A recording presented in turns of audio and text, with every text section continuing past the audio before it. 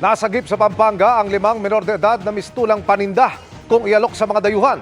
Arestado naman ang suspect na nambubugaw umano sa kanila. Nakatutok si John Consulta.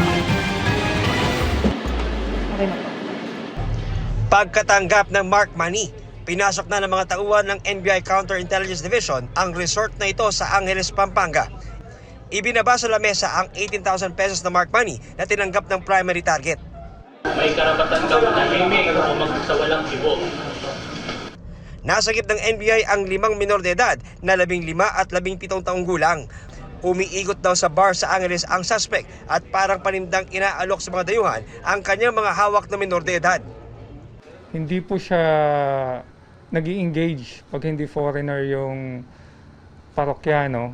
Nag-offer po siya ng sexual services mula sa mga minor na kanyang mga alaga. Meron na po silang mga resort at mga motel na sadyang pinagdadalhan ng mga biktima at hinahatid po nila ito door to door. Ayon sa NBI, 2 taon na raw nag-ooperate ang suspect sa Pampanga at gumagamit ng social media para makipag-usap sa kanilang mga parokyano. Significant po yung trabaho na ito dahil ang direktiba po sa amin ng aming director, si NBI Director Jimmy Santiago, at pinaka-latest na pronouncement ng ating Pangulo ay paigtingin daw po natin ang ating laban against child exploitation.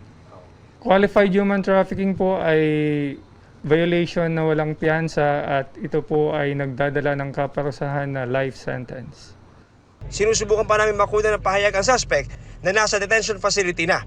Ang mga minor de edad na mga biktima na i-turn over na sa DSWD Angeles, Pampanga. Para sa GMA Integrated News, John Consulta, Nakatutok, 24 Oras.